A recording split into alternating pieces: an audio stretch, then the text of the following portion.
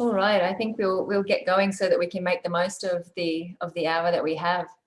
Good evening, everyone. My name is Leanne Smith, and tonight I'm joining you from what was and always will be the land of the Darug people of the Darug Nation. I pay my respects to their elders past, present and emerging, and I also pay my respects to any First Nations people joining us tonight. On this 10th of December, International Human Rights Day, I'd also like to express my hope that Indigenous Australians will soon be able to enjoy fully their own human rights and achieve genuine self-determination as peoples. So welcome to the Whitlam Institute within Western Sydney University, where our team works tirelessly every day to achieve the goal that Gough himself set for us, which was to help the great and continuing work of building a more equal, open, tolerant and independent Australia. And to that end, I can't think of a better event to end the year with than the one we're gathered for tonight, exploring with our stellar panel what being Australia in the world means to us today through the lens of the fantastic Griffith Review number 69, the European Exchange. Now, lest you think that the Institute or the Griffith Review are Eurocentric outfits, let me put this event in some context for you. At the Institute, we run two policy research themes, one of which is Australia in the world, and which this year is focused on global issues like the Sustainable Development Goals, as well as issues in our immediate region, the Pacific. And Griffith Review, across all of its editions, has explored questions of Australian identity and place both domestically within Australia, in our region and beyond. In this edition, and for this discussion though, we really want to explore Australia's diverse European heritage and connections and consider why perhaps more has not been made of them in terms of framing our national identity and how we engage with the world. So joining me tonight to consider such weighty questions are Natasha Cica, who's co-editor of this edition and director of the change consultancy capacity.org. She's a former CEO of Heide Museum of Modern Art. She established the Inglis Clark Centre at the University of Tasmania and was the founding editor of newmatilda.com. She has been recognised by the Australian Financial Review as one of Australia's 100 Women of Influence, and she was inaugural Sidney Myer Creative Fellow. Hello, Natasha. Hello. David Morris, a former Australian diplomat and political advisor who has lived between Australia, Europe and Asia, most recently representing the Pacific Island Forum Secretariat in China. He's a senior research fellow of the Beijing Foreign Studies University and vice president of the Sustainable Business Network at the UN Economic and Social Commission for Asia and the Pacific. Currently, he's based in Budapest. Thank you for joining us across time zones, David. Hello from Budapest. Professor Sally Wheeler is the Pro-Vice Chancellor for International Strategy at the Australian National University. She joined the university as the Dean of the ANU College of Law in early 2018, a role she continues to hold. And prior to this, she was Pro-Vice Chancellor for Research and Enterprise at Queen's University, Belfast. Welcome, Sally. Hi. Christos Tsiolkas is the author of the novels Loaded, The Jesus Man, Dead Europe, The Slap, Barracuda and Damascus. He's also a playwright, essayist and scriptwriter whose work has been adapted for screen and for stage, and he is the film reviewer for the Saturday Paper. Christos is also an ambassador for the Asylum Seeker Resource Centre's #Time for a Home, which is a campaign to release asylum seekers from detention and to lobby governments to commit to pathways of resettlement for asylum seekers. So good to have you with us too, Christos. An absolute pleasure. An absolute pleasure. Thank you, Leanne. Hello, everyone. So it's wonderful to have such a great panel. But before we get into our discussion, I was thinking about the essays in this fantastic edition, the European Exchange, and the issues that they evoke about concepts of home, belonging, connection and disconnection, and that feeling of otherness. And I think we would all agree that these feelings are universal. So I wanted to take a moment to share a very short 3-minute video of the Whitlam Institute's 2020 What Matters Writing Competition national winner. Her name is Tanisha Tarson, and here she is reading her beautiful essay that also addresses those themes we'll be talking about tonight from the perspective of, shall I say, a younger Australian today. So let me just share my screen with you for 1 second.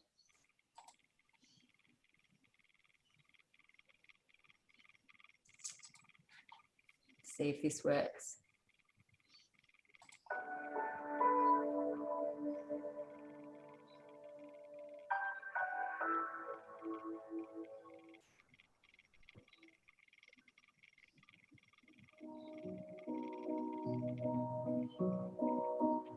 I gaze at my grandma, whom I call Nana, with wonder as she placed the still bubbling pot of curry on the table.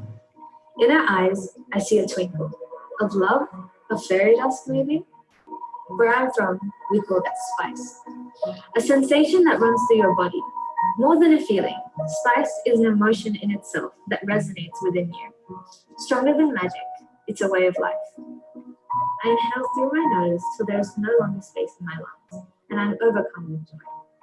I'm embraced by the aroma of cumin and saffron and cinnamon, garam masala and garlic. The nature of these spices encompasses an experience that transcends my very senses. I spoon some onto my plate, along with some rice, and I begin dancing in my seat. Every tickle of turmeric, every zinging of ginger, and the torching of my tongue reminded my soul of being home. In my head, it repaints memories of hot summer days splashing through the air, flying through rice fields, drowning in confectionery from my village's local sweet shop. Adventures of racing to the rooftop of a 12-story building, getting scratched by stray cats, giggling on the way to the farm till our bellies ached. It reminded me of my cousin's loving smile, grins that echoed, "This is what makes life beautiful, home." But I didn't always see the beauty in my home. For so long, I saw ugliness. My beautiful memory takes me back to darker, masala-less days. Days where I was once stuck in a town where no other girl had copper skin like mine, or spice enduring taste buds, or brokenly spoke a jumbled concoction of languages. Days where my nan, old and non-English speaking, would walk me to school and back. Though her bones ached and her legs struggled, she'd hold out her hand to me every day as she guided me to school. Though Nana's hands were warm and welcoming, I refused to hold them.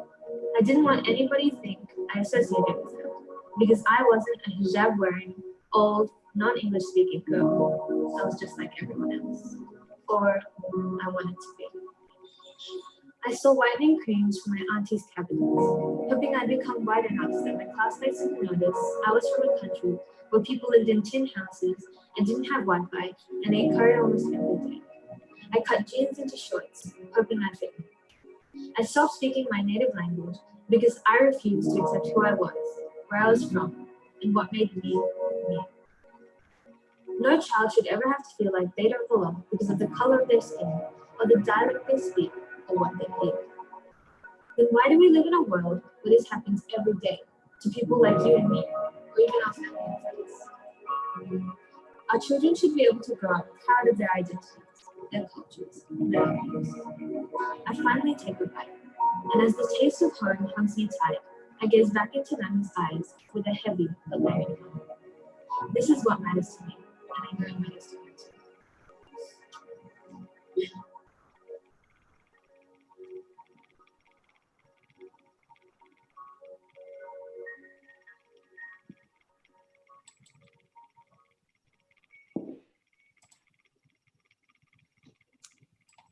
Am I back?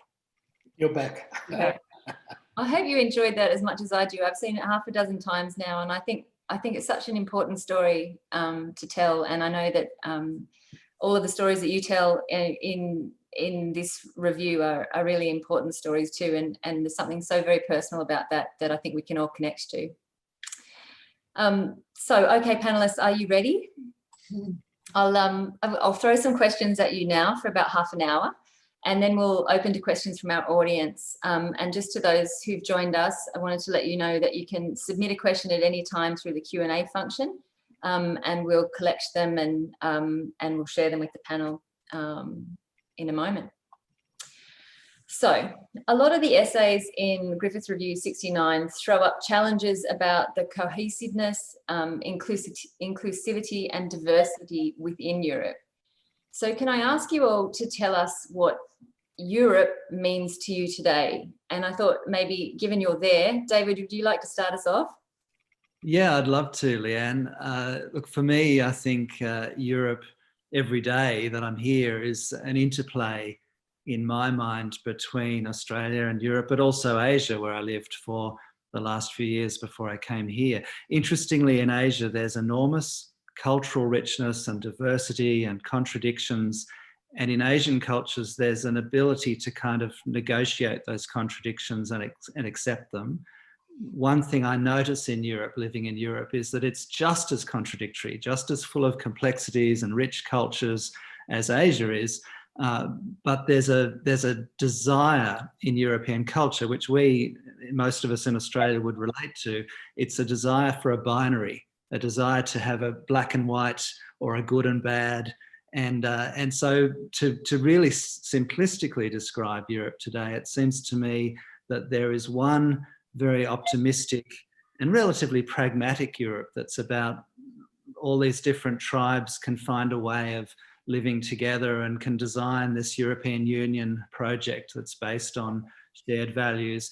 But then at the same time, the other contradictory side, the other side of the binary, is that those tribes are pulling apart, and there's a return to the bunker, and there's a populist push to really identify identity down at the national level instead of at the broader civilizational level. And amazingly, as an Australian here, and it's kind of depressing, there's an Australian influence here. In a way, living here in Hungary, we hear all the time that Australia wrote the script, that it was Australia that figured out that it was important to keep asylum seekers out, to close borders, to demonize the other.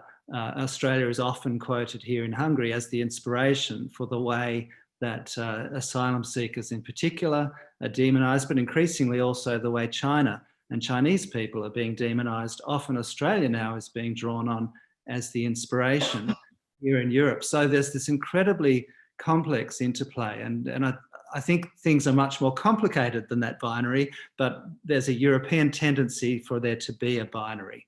And I think that's one of the challenges. Natasha, I think you talk a bit about that binary, or at least the hierarchies within Europe as well. Do you want to respond next? In a way, I mean, if I think about Europe, you know, to answer that larger question, I've got a friend in Belgrade who's a photographer, and I remember once at 3 a.m. when everyone was talking about democracy for 5 hours, as people do there, he said, Natasha, Europe is like a dark rope. And he's right. So when I think about Europe, I think of it as very, very intertwined and very deep, going very, very deep in a way that almost has no breathing space sometimes. And that's alluring to me in balance with my Australian life. So if I think about, I love that video you showed. I was thinking, oh, what's home to me? Home is a space that has 2 living rooms. And one of my living rooms is in Australia and the other is in Vojvodina in the Balkans, which is where my father's from. So because I have parents from both places, I was raised ambidextrously and not raised to be binary. I was raised in an exchange, and which I think is vivid and long-standing and ongoing, a little like a river. And so for me, Europe is change as well. So I'm very conscious as well that since we conceived of this book last year, started drawing together the 40+ voices who contribute to the conversation in this book. COVID has hit, we can't go there, they can't here. And as recently as last night, I was speaking to some young people who I've been working with for a long time there, and they're really sick. And we're not sick here. So I'm really exercised about how our idea of Europe will change and transform, and how we can draw on the light as well as the dark that we both have to take this whole conversation forward, especially now that we can't go there and they can't come here. Yeah. Christos? Look, it's such a, you know, what is European? I referenced it in the essay that I wrote for the review. I've got a really dear friend, Irene Vella. She's a musician, and her mother is from Greece, an Orthodox Christian, and her father is from Albania. and Muslim European. And Irene taught me this really wonderful thing years ago, which was when the topic of Europe comes up, to keep posing questions. What Europe do you mean? Do you mean Protestant Europe? Do you mean Catholic Europe? Do you mean Western Europe? Do you mean ex-communist Europe? Do you mean Muslim Europe? Do you mean Orthodox Europe? We all come from this space called Europe, but it's not the same thing for all of us. So that to me is a really important understanding.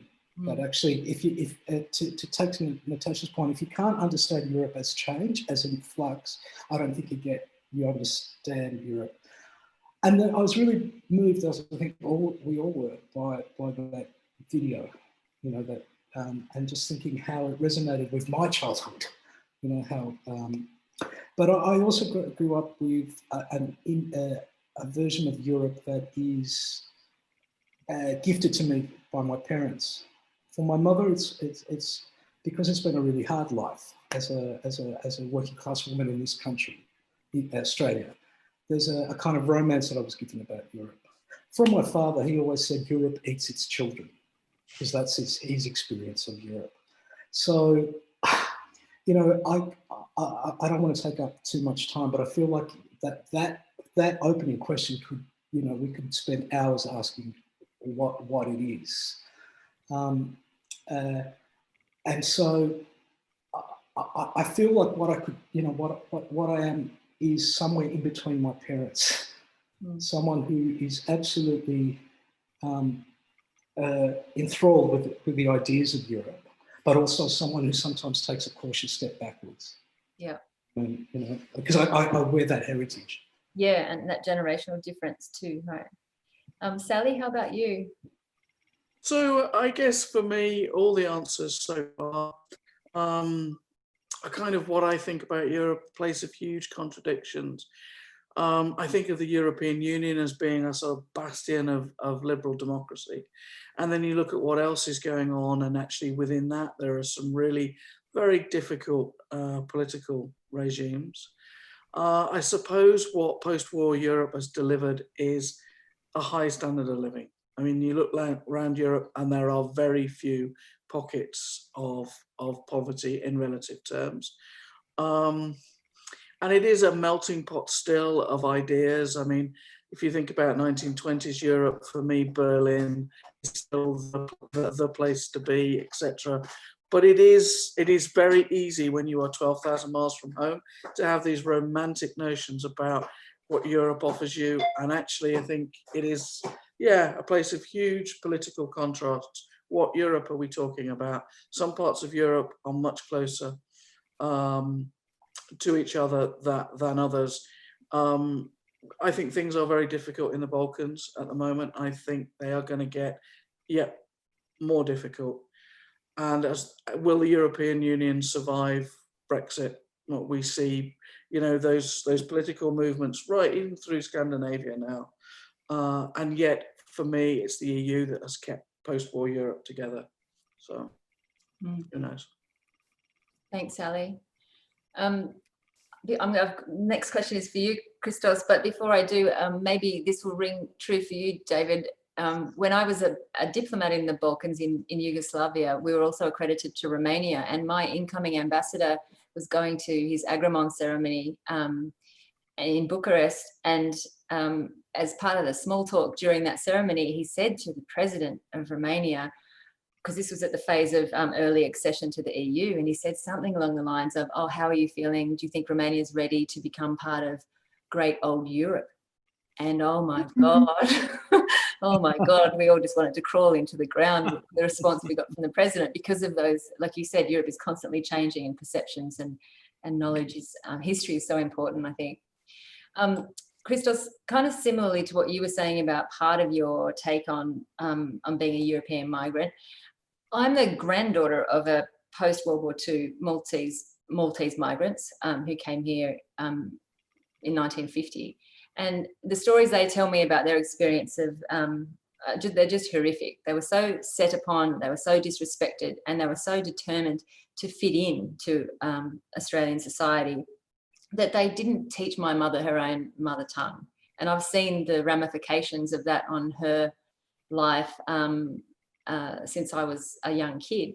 And yet, so despite that withholding of culture, yet last week I'm at home finishing up my Pop's famous Maltese stuffed olive recipe to bring to Christmas for my family. So as a grandchild carrying on the food traditions that I've inherited, I wanted to ask you why you think we as a national culture, if Australia has a national culture, why haven't we learnt more lessons from the diversity of our European heritage? From, in your essay, you talk about class, but also, you know, different European experiences of education systems, languages, political systems.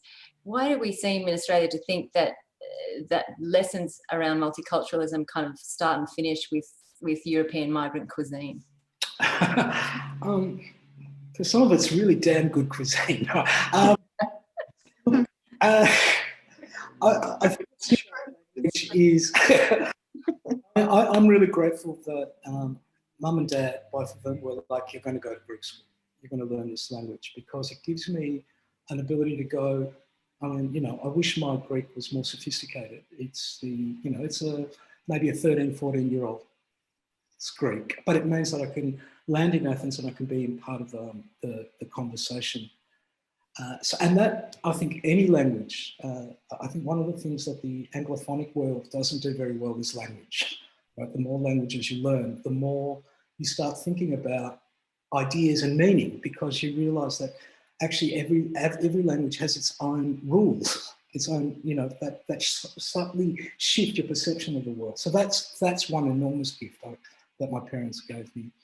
You know, my dad came in 55 and my mum came in 63. It was still white Australia, you know, and it was so much, the notion of an allegiance to Britain was so strong. And just like your grandmother, you know, it was, you know, my mum tells me those stories of, you know, being on the tram and people telling her to, you know, shut your mouth, you know, don't speak the language. Class to me is really, really central, and I do, because I know with, you know, the institution I'm talking for as part of today, the first government, you know, Natasha knows the story. You know, in the Orthodox house, you have the iconostasis, which is, you know, the Virgin Mary and Jesus, and, you know, that you pray to. We had a photograph of Gough Whitlam, because my mother said, and my father too, for them, he was the first Australian politician who actually spoke to them and said, your experience is as meaningful as anyone's in this country. But that was a very, very long and slow shift. The other thing, you know, just to be, it can also be, so many of our parents, so many of our grandparents came from experiences of Europe that were incredibly harsh. And I'll try and be quick here, but I remember as a 20-year-old going to Greece and my uncles and my aunts telling me about my dad's experience in the Civil War, which was quite horrific. And I came back and I just said to my dad, why didn't you talk to me about it? And he said, why do you think I've migrated? Why do you think I left Europe? So that you would have no experience and no knowledge of those things. Mm. Now, I think I'm really glad I have knowledge of those things, but sometimes too, it's part of that migrant experience to want to shelter your children from that. And I think that's, yeah, I don't want to labour that point, but I think that is also a really important point to do with something called class and a notion of a peasant Europe. And that's another one of those Europes that forms this kaleidoscope, if you like. I don't know what you call it, that is Europe. And for my parents' generation, and that was the Europe that they came from. And my understanding of Europe is affected by that. It must be. Mm. So I would say class is central to the way I conceive of Europe. Mm.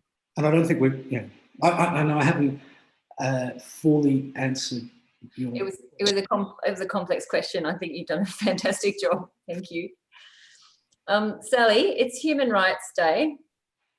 Can you share with us what you think has happened to the discourse around respect for human rights in Australia? And do you think human rights are relevant to how we identify ourselves as a nation still? And a third element, if you can, do you think a refocusing on human rights dialogue could enhance our relationships with Europe or European countries today? Let me take that last part first. I think it could. I think there are a lot of critiques of human rights now, that we're just trying to solve very complex problems through the lens of human rights, etc. But I think one thing it does give us is a sense of perspective, a sense of the other, a sense of equalizing values, and a sense of proportionality with which to express things. And I suspect that we've kind of lost that in Australia, that there is there's almost a fear of expressing things through rights. So the law students that I deal with talk about rights by stealth, you know, that the High Court confers rights by stealth because there are no rights in the Australian Constitution. It's one of the few constitutions, if not the only written constitution in the world, that confers no individual rights. And that, I think, is very significant to the way in which Australia constructs itself as a nation. And it does affect, I think, it affects the way in which we deal with First Peoples. It affects the way in which we other human rights as being an offshore discourse. So we're very happy to ratify human rights treaties, take a seat at the Human Rights Council, but those rights haven't come back home. Yeah. I'm just sorry, I'm distracted by some fantastic questions that you're going to have to grapple with momentarily. Let me move to my next question, though, if I may. Natasha, this one's for you.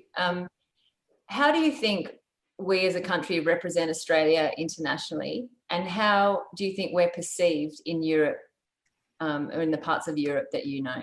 I'm thinking of this because several of the essays in the review touch on the issue of the need to put our First Nations culture at the centre of our national identity and at the centre of how we engage with the world. And I wondered what your thoughts were around that. Well, I think on the whole, Europeans don't think much about Australia at all, unless they've got some family immigrant connection. And of course, that's still alive in places like Italy, Greece, the former Yugoslavia, and Great Britain, and other countries to an extent. But really, people don't sit around thinking and talking about Australia. And that's partly because we're really poor, I believe, at communicating our stories in a way that reflects the way Australia really is. So it's important that you referenced the First Nations dimension of these stories, because everything starts with that. And then we have accretions and intersections. So we have our own rope, yeah? We have our own very complicated rope, which has this very old, very, very old cultural infrastructure, if you like, and roots. And then we have a whole lot of other migrants. But it is very complicated, and it's changing too. And I don't believe that we're telling the stories of what Australia is. I don't believe that we have language and story around that even for ourselves yet. And if we don't have it for ourselves, we can't tell those stories to other parts of the world and build relationships. So part of the thinking behind this issue was to add another strand in the thread of the rope, if you like, and reintroduce some examination of the European part of our national identity, or the parts of our national identity that are influenced by Europe and exchange with Europe. So my short answer is we need to get better at telling those stories. I was in Canberra doing an event around the book at an embassy the other night, and so exciting to be in an actual room with people. Mm-hmm. And there was a very young person there who was in her early 20s. The rest of us were much older with a different understanding of Australian identity, and there were fresh ambassadors who were trying to make sense of it all. Anyway, she's in her 20s, and she's basically a wog from Wollongong. So she's of Croatian and Slovenian background. She talked about how hard it still is to grow up somewhere like Wollongong and have that background, that continental European background, and find a place in the Australian mainstream conversation. So we're starting to talk about how we can do something around that together, because that's a conversation I was having with my cohort 20, 30 years ago, and somewhere it's stalled. And we really need to pick that up, because that third generation of those post-war immigrants are a really big part of our future. Mm. It's interesting you talk about that stall, Natasha. I think, was it Christos or David? Maybe it was you, Christos. In your essay, you talked about that moment in time. That moment in time where we looked like we were making progress on reconciliation. Was this you, David? Yes, I think so. Yeah, yes. sorry, I apologise. We were making progress on reconciliation. We were making progress on multiculturalism. We were moving on the Republic issue and so on, and the stall factor there. Do you want to say anything about that? Yeah, well, certainly for me, I worked as a diplomat in the 80s and 90s in the Hawke-Keating era. And I guess, like many of our generation, we believed that this was a bipartisan project, that Australia was becoming and engaging and embracing its multiculturalism, its Indigenous heritage, its future as itself, belonging where we are on our land with our people from all the diversity of the world.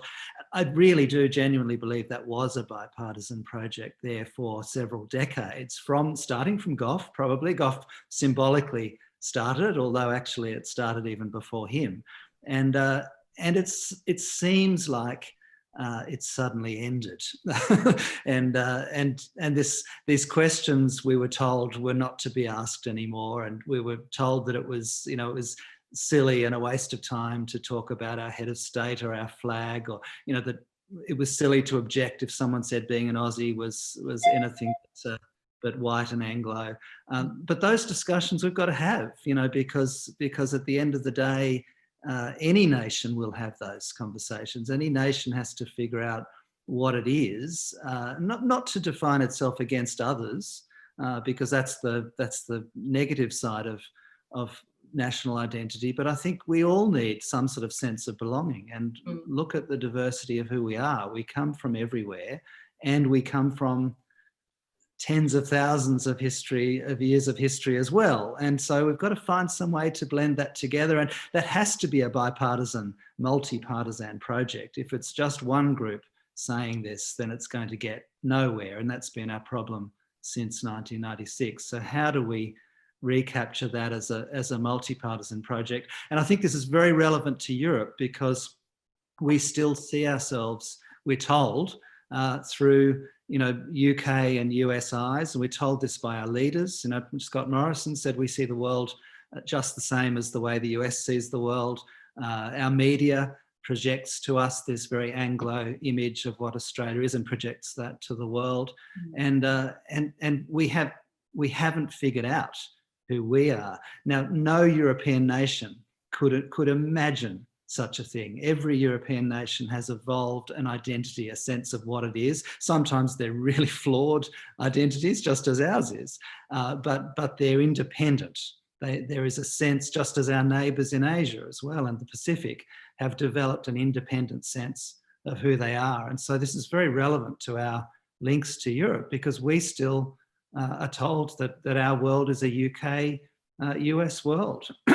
Yeah. And I think this means that we simply don't comprehend ourselves in the same way that European nations or Asian nations do. They all see themselves as independent. We really do cling to wanting to still be dependent on someone else to define who we are. That's in your essay, David. I'm quoting you now. What you're talking about, the difference between Hungary, which you describe as yearning for national independence, in Australia, and I'm quoting you where you say, our dominant narrative is what Alan Gingell aptly calls fear of abandonment. And so the question I wanted to ask each of you, if you feel like speaking to it, is whether you think, in the rare possibility that it might actually happen one day, whether you think having an Australian head of state would make changes to how Australia perceives of its own national identity and how we're perceived in the world? Oh, look, I mean, yes, for me, because of the notion of a British head of state just doesn't make sense for my particular relationship to this country, right? It's and that is important. I'm not going to create a hierarchy of issues. Oh, well, there is one. Our understanding of our relationship with First Nations people, with Indigenous Australians, is much more fundamental and important to me in terms of how we get to what David's talking about. I think that's, you know, a continuing sore in relationship to Australian identity. You know, not having dealt with the colonial heritage. Having a British head of state is part of that colonial heritage, and we still haven't, you know, we still don't know how to deal with it. There's a different question too about how each of us from different spaces in this place called Europe, or this place called Asia, or a place called Africa, or Latin America, how we deal with our understanding of that colonial history, because we didn't enter colonialism all at the same time. I think there's not enough discussion here in Australia about that. So does that make sense? It's both important and it's in a way a secondary question for me to a much larger fundamental question. I was just going to say, David, I remember being in Europe, really young man in 1990, and really proud. Last time I was really, really proud of coming from here, because I'd been a late teenager, early adult through the HIV/AIDS years. You know, I was really, compared to whether I was in London or Paris or Athens or Belgrade, or just the fact that we had, that you could get clean syringes if you were an injection user, that we had condoms at venues, that we seem to be talking about reconciling with First Nations. It was a really exciting time. So I think how did that go backwards? And I know we can't do it in the space we've got here, but I would love to be around a table with all of you, because you said right at the beginning, right, that the populists are using Australia as the model. I think there was something that we, and I include myself, I feel guilty about it, didn't understand about what was happening in terms of class in Australia and where the discussions were going. And I think that really needs to be addressed as well. Well, just picking up on that, to extend that answer, for me, of course we should have an Australian head of state. However, it depends who it is and what they do. If we end up with an Australian president who advances a jingoistic, racist, monolingual, shut down, insular, ignorant paradigm, I don't know that that's an improvement. So I'm more interested in what they do, what they look like, and the way they're knee-jerks on these questions than anything necessarily around that institution. So I guess the older I get, the more I'm seeing institutions sagging at their knees, partly because they're not adequately representative of the human diversity in Australia. So that's not just about, as Christos says, not just about culture, it's also about gender, it's also about class. And they're just not. And in some ways they're failing relative to how they looked and felt 20, 30 years ago. So what are we going to do about it? Mm-hmm. So an Australian head of state would surely force us to tell a story about ourselves that to the outside world that is not some forelock-tugging version of sort of Ned Kelly and Australian larrikins, because that's what you grow up on outside Australia. That's what you think of Australia as being. And it's only really when you get here you realise that there are different sets of rules for different sorts of Australians. And your experience as a white European arriving in Australia now is very different from an Asian Australian, and that again is very different from what you would experience as an Indigenous Australian. You realise that there are all these secrets that Australia doesn't tell about itself, and I suspect that having an Australian head of state would make us face up to those sorts of narratives and deal with those sorts of narratives in a way that hiding behind a flag that is someone else's flag with a geographical representation on it and all of those things would make us feel different. The butcher's apron, that was what my family used to call the British flag. Sorry, Sam. No, you don't have to apologise to me. I spent 15 years in Northern Ireland. I've heard it called many things. That would actually be far from the worst thing that I've heard it called. David, did you want to add anything? Can I just observe that today also is the anniversary of Keating's Redfern speech. Of course, yeah. And, you know, we do have to deal with this fundamental question, which does come first. I agree with Christos, but I think these questions are all interrelated. You know, we do have an English history, an English connection, and that's always going to be there. And so we manifest that in our membership of the Commonwealth and in so many ways. And to then embrace as well our multiculturalism and our Indigenous heritage is not a contradiction. It doesn't have to be a rejection of the Englishness. The Englishness is when you're in Europe and you look back at Australia, Australia definitely is very English. There's no doubt about it compared with you know, almost anywhere else in the world. It is. So embrace that, celebrate it. Those who want to wave Union Jacks should be just as free to do that as people should be free to wave other flags. But you know, it would be nice to have one of our own one day. But for me, I mean, we probably need to find a way to fuse all of this together. And to me, dare I say it, as someone who is descended from Germans who came out to the Eureka goldfield, but for me, I want to make a suggestion that really the head of state to ensure that the head of state is not any of the things we fear, is not a jingoistic person, or is not someone sitting in a palace on the other side of the world.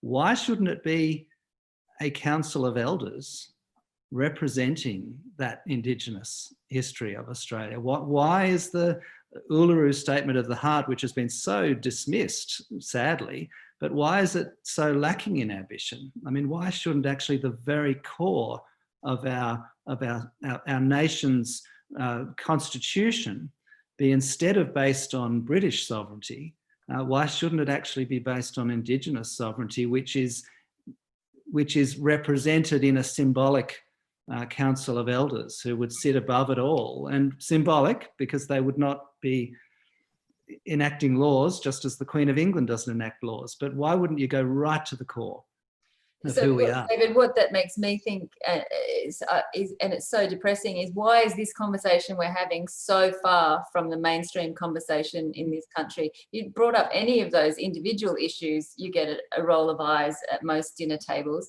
The idea of putting them all together in a way that reflects our national identity seems so far away for me today, and further away than it did 20 years ago. And I'm trying to imagine the kind of courageous political leader it would take to be able to garner bipartisan support for something like this. It feels like a snowball's chance in hell right now. Well, we need another Gough. Another Keating. Or another leader of the kind that Malcolm Turnbull could have been, actually. Or Jacinta Ardern. I think, you know, again, change is the only certainty. So when I said Europe is about change, Australia is about change as well. And so it's going to change. We just don't know what it looks like yet. And so I think summoning some more energy around co-creating these optimistic futures is really important. And that's why we wrote the book, because there are lots and lots of perspectives in there. There are writers you've never heard of, including younger writers. And they're really our future, that generation, the ones coming up. I've got one. I'll just throw one more question at you, and then I'll go to questions we've got from the audience. This is an idea that's played around with semi-regularly, I'd say. Do you guys have a sense of whether Australia could draw on its diverse European heritage in a way to strengthen our own place within our region of Southeast Asia and the Pacific? I've heard people in the past talk about, if Australia is an outlier in our own region, what can we bring to the region that would be of value? So I was curious to see whether you had any thoughts of whether Australia's diverse European heritage could act as a potential bridge to and from or between Southeast Asia and the Pacific and Europe. I don't think we should overplay this.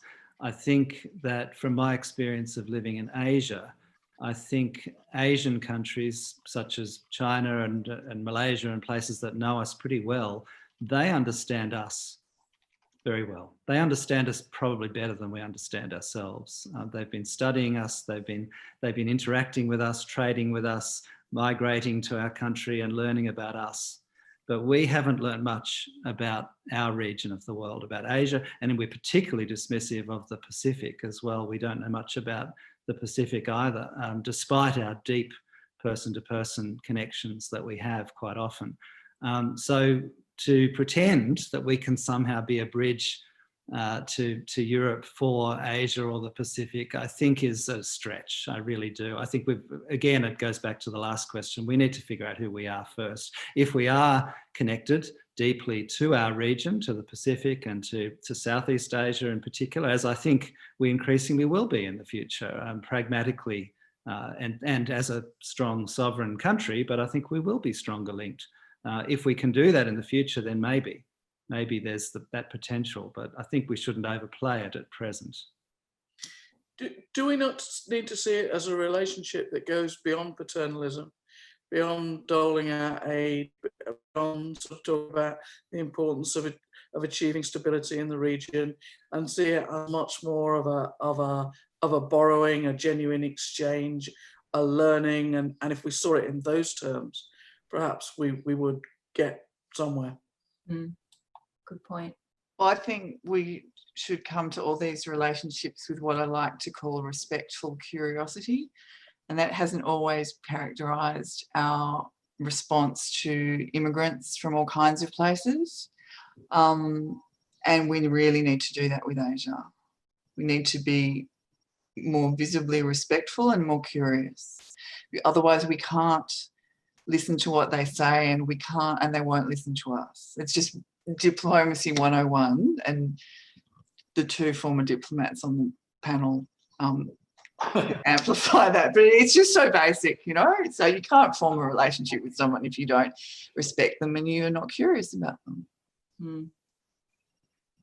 Really quickly, Leanne, on that, I had a conversation the other day with a much younger person. She just completed VCE, and we're talking about human rights to do with the situation of asylum seekers in this country and how wretched it is. And she said something to me that really shocked me. That she said, human rights is a left-wing concept. And I said, no, that's not the history of human rights, actually. That it came from the, I became such a wanker. I started going back to Hume and Rousseau, and then going through the history of the wretched 20th century. And I just realized that actually, this is really simple, but there's something about the education. It goes to your question about what is the heritage that we, I talked about my parents' gift of language. I was really lucky in that I had a teacher in a suburban public high school who gave me an opening to the European legacy of the novel, and who opened me to European political thought and philosophical thought. And I think that is part of, in the same way that David was talking about, we have this long Indigenous heritage, that is part of being Australian. We have the colonial British heritage as well, and the Irish, and that is part of it. And then we have the multicultural heritage. We shouldn't feel afraid of or deny any of those aspects. They are part of what makes us the nation and the places we are in Australia. And I feel like there's been a real degradation of education. That's been about the state not funding education enough, but that's also another difficult conversation to have about the kind of education we're giving to young people these days. Yeah, no, it's something we focus on a lot in terms of raising citizens and what education's role is in raising informed citizens. Let me go to some of the questions we've got now. And Sally, I think you need a question. Here is a question from Leanne Wong, who says, if Professor Wheeler's point about the EU securing post-war Europe's ideas of liberal democracy remain true, might Australia's fealty to Pax Americana have undermined its own diversity, traducing the diversity in conversations not just in its region, but also as found in Europe? Yes, I think that's absolutely true. We see it in the way we allow America to shape our relations with our nearest neighbour. We seem to be frightened of Asia, but in particular, we see the rise of China as a huge threat. I mean, some of the things that I hear both in my place of work and just in Canberra generally around what people think our relationship with China might become. And I just find it incredulous to think that people think of an actual kind of, of it as a physical threat. And that all comes from listening to American rhetoric. A change of government in America, I hope, offers a different window on the world. Mm. And Leanne, I'll just say that question came from Kian Wong, who's one of the contribution. He wrote one of the online essays for Griffith Review. So if you go onto the site, there's a chunk of essays that aren't in the book, and it was really, his was the last essay published, and it was a lovely exegesis of that and trawl through Berlin and Asia. He's Malaysian and Australia, so it's a really good point. Fantastic. Mm. The first question that came in for all of you, I suppose, is from Evelyn Lynch. To me, you guys all look white. When I came here as a 6-year-old in 1952, I experienced racial taunts and felt very unwelcome as I'm Chinese. So I was obviously an outsider without even opening my mouth. Now, 68 years hence, I'm starting to experience this again because of the emergence of China and I suppose the bilateral relations. Does anyone want to respond to that?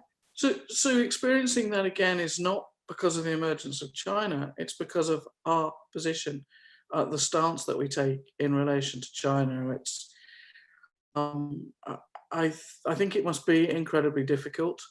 We hear these stories all the time. Yeah, I can exactly see what she means. Look, I agree with Sally. It didn't have to be this way. There are so many Australians of Asian heritage. I don't know the exact number, but I know that it's many more than a million just simply Chinese, let alone other Asian heritages. So it just didn't have to be this way. But we have, because of leadership and because of our media, our narratives have become this kind of fear, this threat scenario, and this active campaigning. I mean, not only bandwagoning with the Trump administration, but the active campaigning against China, in particular by Australia, which of course is our major trading partner. We have this huge surplus and have become so wealthy from our links with China, but we have become the prime campaigner against China, which requires a lot of debate, because there are many things that need to be, acknowledged, that there are many problems in the relationship, and there are things to criticise and to question. But Australia making this conscious decision and running this narrative that is a very aggressive narrative, regardless of the causes of it, which, as I say, could be debated for a long time. But our conscious choice to be out ahead of even the United States and to be campaigning actively, this is going to have an impact on Australians, on Australians of Asian heritage, but every other Australian too, whose wealth depends and whose future depends on us figuring out how do we live with Asia, how do we live with a rising China, because it ain't going away. So turning it into an enemy just doesn't solve the problem. To pull it back to the Europe question, Evelyn, the MO of the people, the modus operandi of the people who are directing racist abuse against Asian Australians at the moment is pretty much the same as the kind of stuff that was directed at people like my father from the former Yugoslavia, people from Greece, people from Italy in the 50s and 60s. So there's a lot to be learned. There's a lot to be learned by aligning and comparing notes, if you like, and forming coalitions to push back, because it's just not acceptable, and it's not appropriate for me to sit in a room and listen to a young Australian woman from Wollongong talk about being the subject of sustained racism, which is preventing her from getting professional traction. I really thought we'd moved on. So we're all in this bit of it together, especially people who know what it feels like to be on the receiving end of it. And if you haven't been on the receiving end of it, you can't fully know, but I know. And we need to come together and find these more optimistic and constructive and extremely practical solutions. And I don't know what that looks like, but I'm looking forward to the change. I actually, those coalitions, I think I'm really old-fashioned that way. I use the term solidarity. To you, Evelyn, I talk in my essay that I'm white. You said all of us are white. I'm pretty white. But that it's actually a designation that I got into an argument with my nieces about their grandmother, their yaya, because she got called a wog here. She got called a stupid dago. She told to go back to her country. She got spat out. That was her experience of racism in this country. So she occupies a position that is a bit more complicated than mine, right? And I think that it goes right back again to understanding those kind of histories that have formed this place we call Australia. And yes, I think there's a lot to be learned from forming those, so actually sitting down and breaking bread and having those discussions. And I worry sometimes that we're creating a politics that is really all about separation and divergence. And I'm not interested anymore in those kind of politics. I think they've been really destructive globally. Mm. Guys, I think we've got time to just take one more question, because I'm sorry to those who I won't get to, but I think there's an interesting question here about, and a timely one in terms of what's been going on with Australian Special Forces. Jasper Guzman says, I'm in the Australian Army Reserve, and there's a distinct Anglo-Australian culture which influences all other races. This likely comes down to superiors influencing subordinates. For example, when I underwent recruit training in Kapuka, there were 40 of us, all with different backgrounds. However, 3 of our 4 instructors were typical Australians. What do you guys think of having non-Australian people in high-level military positions? So can I just say, one of the things that has amazed me about the nearly 3 years that I've spent in Australia is the penetration in public life, be that in politics, be it in education, in the judiciary, etc., of people who are not from white backgrounds. I mean, the absence of Asian Australians, of Indian Australians, etc., from all forms of public life, I find staggering. And I do think that when someone says you're all white, we represent the kind of elite in Australia, which is all white. And that's quite different. It's quite different in Britain, I feel. I mean, I spent most of my 20s studying and working in Britain, and I feel that the British understanding of multiculturalism and diversity is in many ways more advanced than Australia's. And we don't like to think of it that way. But there's plenty of things wrong with it. No, there are things wrong everywhere, but there's more visual representation of people in positions. So, and I do believe that thing, you can't be it. If you can't see it, you can't be it. Or it's harder to be it, and it's harder to believe you can be it. Mm. Does anyone else want to respond on that question? Otherwise, we're at 7 o'clock, but any last comments on any of the questions? Well, we really did the book to open more conversations. So this is just the book is kind of a platform for more conversations, and we want them to keep going, especially because the book came out in the middle of COVID. So we haven't been able to be in rooms with people. But one of the joys of writing and editing and creating cultural artifacts really is they live on. So I really want to thank everybody for joining us in the Zoom room. Encourage you to read the book and have the conversations, and especially with younger people, and listen to what they say. It's really quite energizing in a way that what consuming mainstream media no longer seems to be, at least for me. Mm. So thank you, everybody. Thank you, Natasha. Yeah, thank you to all of you for joining us, and to the people who have been listening in, thank you very much too. We hope you've enjoyed the discussion, and on behalf of the Institute, I'd like to invite you to stay in touch with our work through our webpage or Facebook or Twitter, all those different media we are trying to fill up these days. My thanks to all of you fantastic panelists for being with us tonight, and also to Ashley Hay at Griffith Review for partnering with us on the event. and to ANU for supporting the promotion of the event too. And a final institute, as always, to our fantastic institute team for all their hard work. So we wish you all a relaxing and a safe holiday. Go well, everybody, and look forward to keeping the conversation going.